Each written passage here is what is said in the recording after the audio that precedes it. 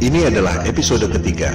Pada 2 episode sebelumnya, kita sudah menjawab 3 dari 10 argumen yang selama ini membuat kita yakin bahwa bumi berbentuk bola. Pada episode ini, kita akan membahas topik nomor 4 dan 5, yaitu soal teori bumi mengelilingi matahari dan gravitasi Newton yang merupakan landasan dari seluruh dogma sains modern. Kita mulai dengan topik keempat, tentang persepsi bahwa Galileo membuktikan teori heliosentrik atau bumi mengelilingi matahari. Manusia sudah ribuan tahun mengamati alam semesta. Apa yang mereka lihat adalah sama dengan apa yang kita lihat saat ini jika otak kita tidak dijejali dengan berbagai propaganda sebelumnya. Jangan sekali-sekali meremehkan para astronom kuno, karena merekalah kapal laut bisa menyeberangi benua tanpa kompas hanya dengan melihat formasi bintang. Zodiak yang Anda pakai sekarang merupakan hasil pengamatan mereka. Mereka mampu menghitung gerhana secara akurat. Jika Anda melihat situs resmi NASA, perhitungan astronom kuno masih digunakan sampai sekarang. Mereka mampu menghitung pergerakan bintang selama 25.000 tahun yang disebut sebagai The Great Platonic Year. NASA pun masih menggunakannya sampai sekarang. Jika kita melihat langit, kondisinya persis seperti di planetarium, bahwa kita dan bumi ini diam. Bintang-bintang berputar mengelilingi kita pada langit yang berbentuk kubah. Semua bintang berputar, kecuali satu yang posisinya tak pernah berubah, yakni bintang utara atau North Star. Para astronom kuno memandang bahwa bintang utara terletak pada titik puncak yang merupakan poros kubah. Itu sebabnya bintang utara posisinya tetap, dan bintang-bintang lain posisinya berputar. Kondisi bumi datar dengan langit berbentuk kubah merupakan kosmologi yang umum pada agama-agama besar di dunia.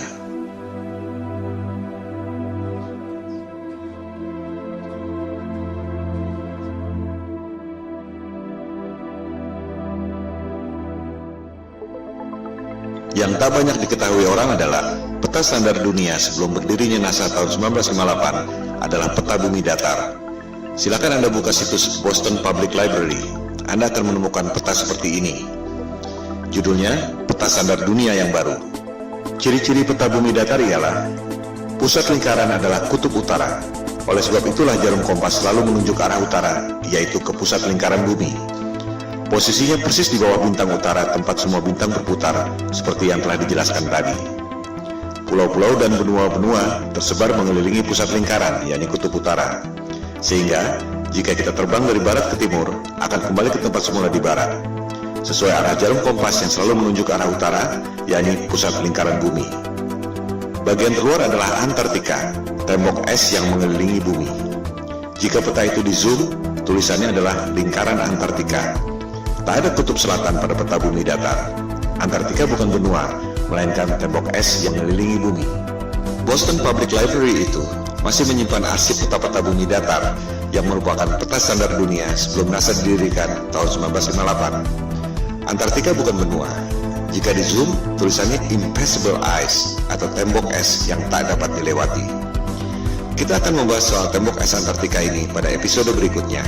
Juga akan dibahas bagaimana USGS, United States of Geological Survey, lembaga paling kredibel di bidang geologi dan ilmu bumi, membuat peta bumi bola berdasarkan peta bumi datar. Anda bisa cek sendiri di situs USGS. Pembuatan peta bumi datar menjadi bumi bola disebut azimuthal equidistant dengan menggunakan rumus matematika yang dibuat oleh Al-Biruni, cendekiawan muslim 1000 tahun lalu. USGS menerangkan bahwa peta bumi datar merupakan dasar yang akurat untuk membuat peta atlas nasional Amerika Serikat untuk mengukur jarak penerbangan dan menentukan arah antena. Bahkan, disebut pula bahwa peta bumi datar merupakan dasar pembuatan logo PBB tahun 1945. Inilah realitas peta dunia sebelum dibentuknya NASA tahun 1958. Silakan Anda perhatikan logo PBB. Kutub utara adanya di tengah lingkaran. Benua-benua mengelilingi pusat lingkaran. Tak ada kutub selatan alias Antartika di logo PBB. Yang ada ialah tembok es yang mengelilingi bumi datar. Anda pun bisa cek sendiri video resmi yang diterbitkan oleh Gedung Putih Amerika Serikat. Terlihat di situ ruang rahasia Presiden Kennedy yang menjabat sampai tahun 1963 menggunakan peta bumi datar di ruang kerja rahasianya. Kita akan membahas hal ini pada episode 4 setelah episode 3 ini. Kembali pada kosmologi bumi datar. Teori bumi pusat alam semesta ini disebut geosentrik, menjadi bagian dari sains sejak dipaparkan oleh ilmuwan Yunani kuno Ptolemy Ia menghitung dengan rumus matematika secara cermat tentang pergerakan benda-benda langit mengelilingi bumi. Perhitungan Ptolemei sangat akurat, sampai sekarang masih sering dibuatkan model komputernya. Hasil pergerakan planet-planet mengelilingi bumi menghasilkan pola yang disebut geometri suci atau sacred geometry, the golden ratio. Ketika itu, manusia menempatkan scientia atau pengetahuan di bawah sapientia, divine wisdom. Demikian halnya dengan penerus Ptolemei, yakni cendekiawan Muslim Ibnu Sina. Ia mengemukakan tesis tentang langit ketujuh dan seterusnya sebagai lapisan kubah celestial atau kubah bumi itu. Dari pola pergerakan benda-benda langit seperti itu, kita tentu berpikir bahwa pasti ada kecerdasan ilahiyah, Tuhan yang Maha Kuasa, yang membuat ini semua. Bahwa ruh dan kecerdasan kita berasal dari atas, yaitu kecerdasan transendental. Hal itu yang tak diinginkan oleh sains modern yang mempropagandakan bahwa alam semesta terjadi secara acak atau random. Kecelakaan kosmik dalam galaksi mati yang tak bertuhan, di mana kecerdasan Anda berasal dari bawah, yaitu evolusi dari submolekul. Teori bumi mengelilingi matahari juga sudah ada sejak 2500 tahun lalu. Teori ini dikemukakan oleh penyembah dewa matahari, Martianus Capella.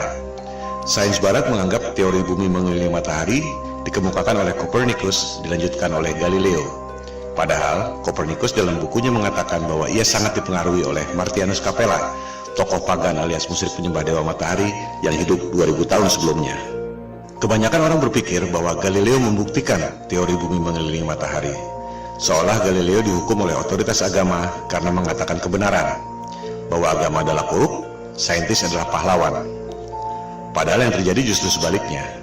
Silakan Anda cek buku The Genesis of Science yang sudah dirangkum pada Wikipedia. Otoritas agama memberi kesempatan pada Galileo untuk membuktikan teorinya. Justru Galileo yang gagal membuktikannya. Pembuktian saintifik yang gagal dilakukan oleh Galileo ini disebut stellar parallax, yang masih dilakukan orang sampai sekarang. Sederhananya seperti ini. Jika Anda berdiri di posisi A, melihat pucuk pohon C, akan terlihat bahwa pucuk pohon C itu seolah berada di depan tebing X. Jika Anda berdiri di posisi B, melihat pucuk pohon yang sama, akan terlihat bahwa pucuk pohon C itu seolah berada di depan tebing Y. Padahal sebenarnya pohon dan tebingnya tidak berubah. Yang berubah adalah posisi dan sudut pandang Anda. Analogi sederhana itu diterapkan pada sudut pandang kita lewat teleskop, jika betul bumi berputar mengelilingi matahari dalam 12 bulan. Ketika bumi berada di posisi A, katakan pada bulan Januari, kita melalui teleskop akan melihat bintang C, posisinya ada di depan rasi bintang X. Setengah tahun kemudian, misalnya pada bulan Juli, kita melalui teleskop akan melihat bintang C, posisinya ada di depan rasi bintang Y. Sederhana bukan? Pengujian stellar parallax ini yang dilakukan oleh Galileo dengan menggunakan teleskop. Hasilnya gagal. Rasi bintang tidak berubah. Artinya, buminya diam, tidak berputar mengelilingi matahari. Hal ini yang tidak diajarkan di sekolah.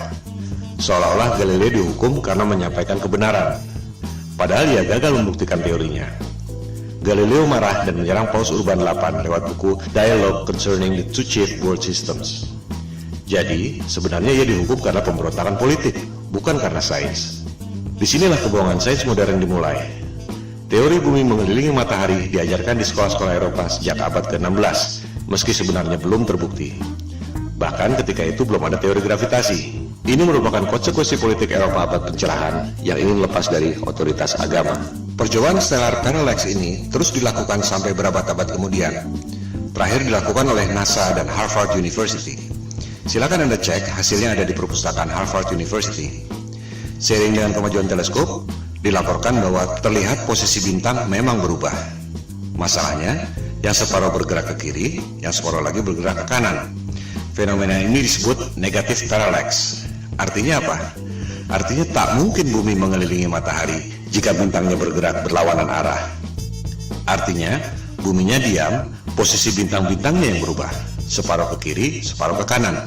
Ini hanya mungkin terjadi jika kubah celestialnya, alias langitnya, ada berlapis, seperti yang dikemukakan oleh Ibnu Sina tadi. Kesimpulannya, persepsi bahwa Galileo membuktikan teori bumi mengelilingi matahari adalah salah besar. Pertama, Galileo gagal membuktikan teorinya, di mana rasi bintang atau stellar parallax tidak berubah. Kedua, sampai zaman modern pun, NASA dan Harvard University tak berhasil membuktikan stellar parallax. Yang ada justru negatif parallax, separuh rasi ke kiri, separuh rasi ke kanan. Dengan demikian, terbukti bahwa teori bumi mengelilingi matahari yang dikemukakan oleh Copernicus dan Galileo yang diajarkan di sekolah-sekolah seluruh dunia dan merupakan indoktrinasi ke otak kita semua adalah kebohongan sains modern.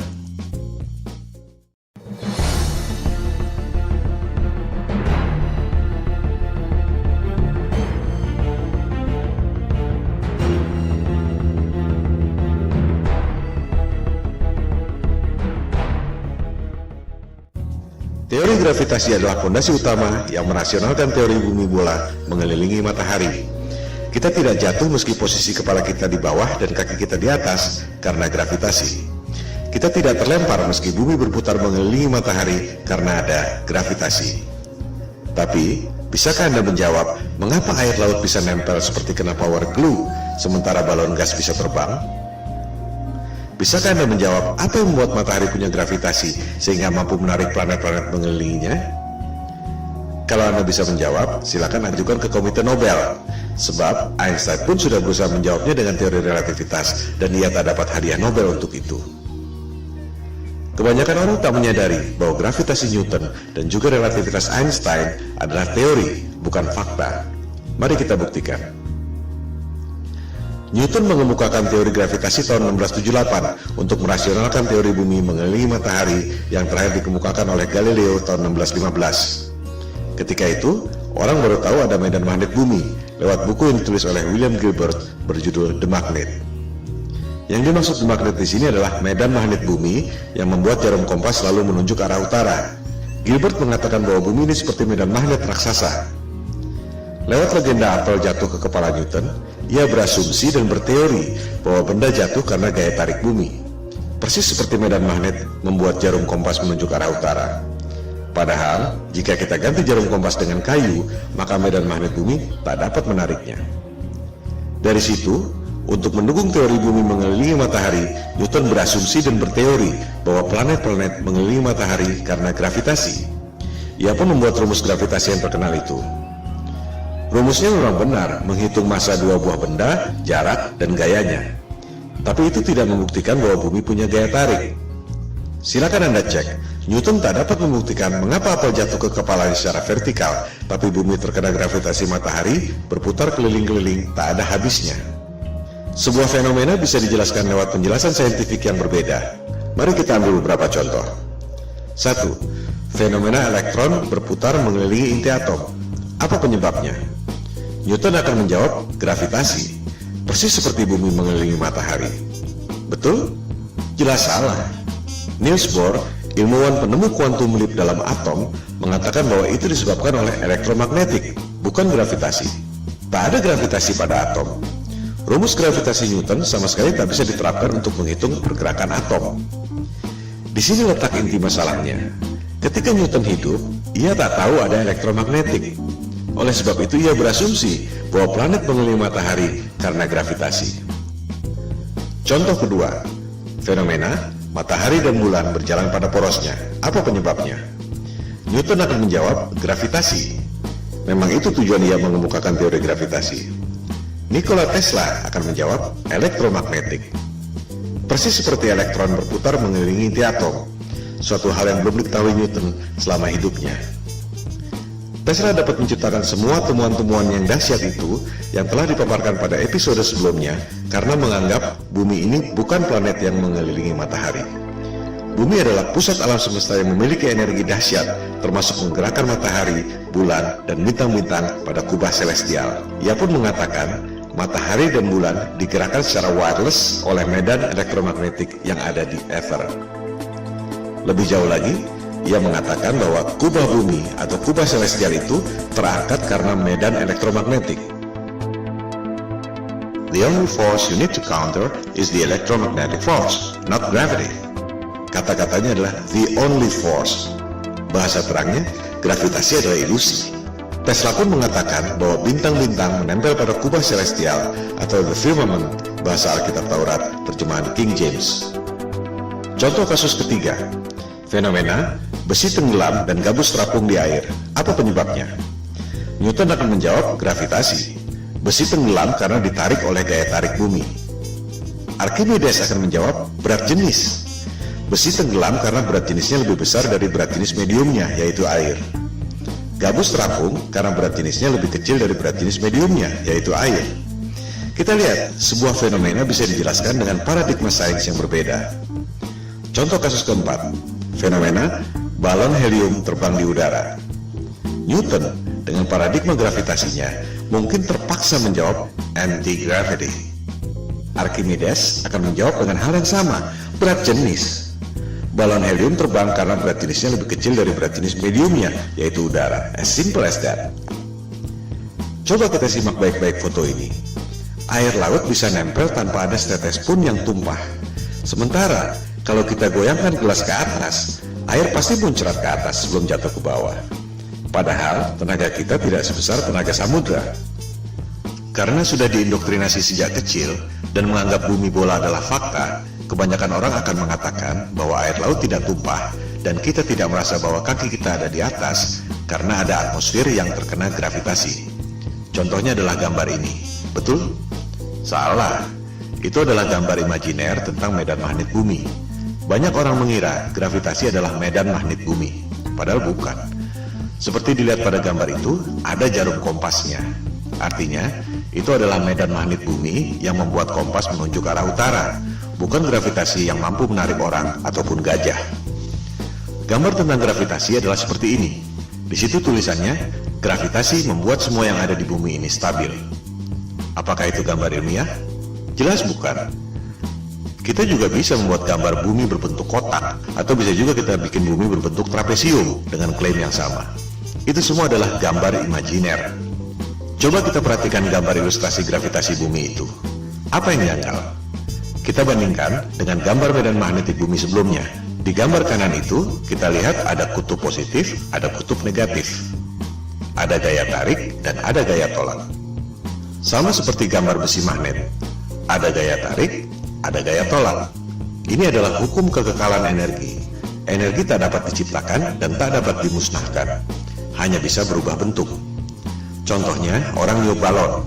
Jika balonnya mengembang, pasti paru-paru yang niup itu mengempis. Tak mungkin ada balon mengembang terus jika tak ada energi lain yang mengempis. Inilah hukum kekekalan energi.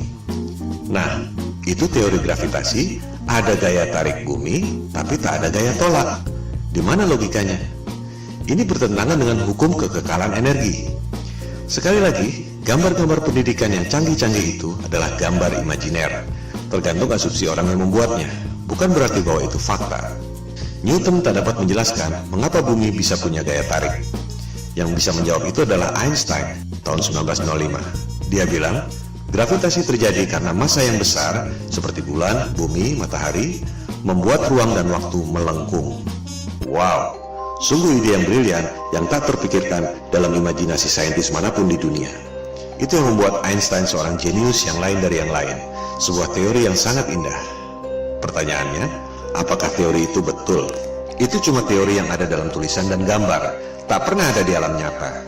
Contohnya ini, orang mencoba menjelaskan teori relativitas Einstein, bagaimana ruang dan waktu melengkung, menciptakan gravitasi yang membuat planet-planet mengelilingi matahari.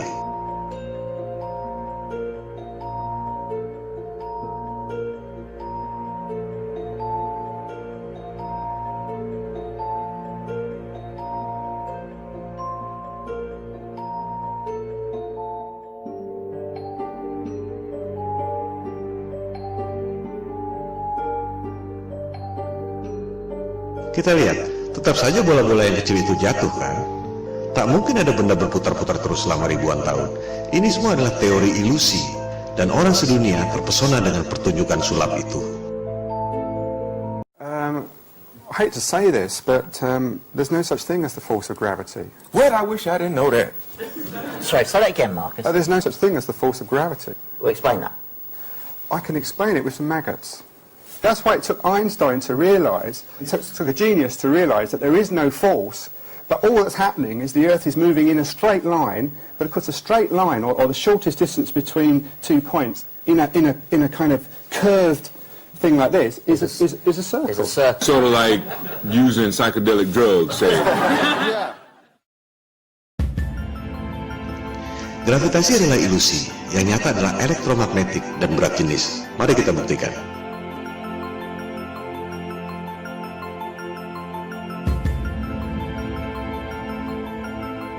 Jadi, betul kata Tesla. Satu-satunya gaya yang harus kita hadapi adalah elektromagnetik, bukan gravitasi. Elektromagnetik bisa kita buktikan lewat benda-benda nyata, bukan cuma gambar-gambar konsep imajiner seperti gravitasi. Huge alternating electric current. On top is a 1 kilogram aluminium plate. So we hear this noise. What's that noise? It's the vibration of the plate because it's vibrating at 2 times the frequency of this one.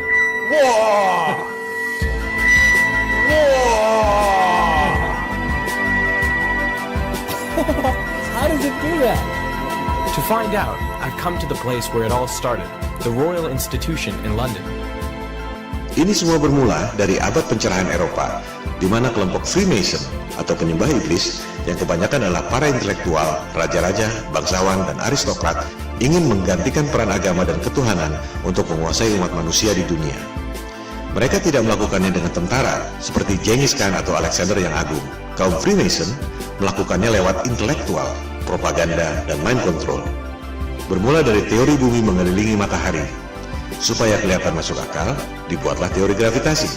Padahal benda jatuh ke bumi karena berat jenis, dan benda bisa berputar-putar dalam orbit karena elektromagnetik. Untuk membuktikan bahwa gravitasi itu nyata, Einstein membuat teori relativitas. Ruang dan waktu melengkung dan membuat gravitasi. Padahal, kalau konsep itu dibuktikan lewat benda, terbukti bahwa benda-benda yang kecil-kecil itu pasti jatuh juga ke benda yang besar. Supaya kelihatan rasional, dibuatlah asumsi baru. Ada kekuatan maha dahsyat yang membuat benda itu berputar-putar, yaitu Big Bang. Apakah Big Bang itu fakta? Jelas bukan. Itu adalah teori. Bahkan di kalangan mereka sendiri pun, Einstein misalnya, tak percaya dengan Big Bang. Ia berpikir bahwa alam semesta ini steady state, tak ada awal, tak ada akhir. Big Bang dan gravitasi adalah Tuhan palsu sains modern. Semua pertanyaan yang tak terjawab dilemparkan pada dua hal itu. Media-media dan dunia pendidikan mempropagandakan teori Big Bang seolah fakta, lengkap dengan gambar-gambar canggih yang sebenarnya cuma imajiner. Berikut usia alam semesta 14 miliar tahun yang sebenarnya cuma perhitungan matematika berdasarkan asumsi. Oleh sebab itulah Tesla mengatakan, para saintis ini hanya menghitung matematika dari rumus ke rumus, dan akhirnya menciptakan struktur yang tak ada hubungannya dengan realitas. Model alam semesta berdasarkan asumsi matematika itu, jika asumsi dasarnya salah, maka semuanya runtuh. Gravitasi adalah ilusi, yang nyata ialah elektromagnetik dan berat jenis. Oleh sebab itulah, Goethe, intelektual terkenal dari Jerman, mengatakan bahwa gravitasi Newton itu adalah mistisisme sains. Newton menipu diri sendiri. Saya mengutuknya. Itu adalah kosmologi orang gila, kata Goethe. Dengan demikian, kita tutup argumen kelima yang membuat kita sebelumnya yakin bahwa bumi ini berbentuk bola. Gravitasi Newton adalah teori, ilusi, konsep imajiner berupa gambar-gambar yang tak pernah bisa dibuktikan lewat benda. Gravitasi dan juga Big Bang adalah Tuhan palsu yang merupakan fondasi utama kebohongan sains modern.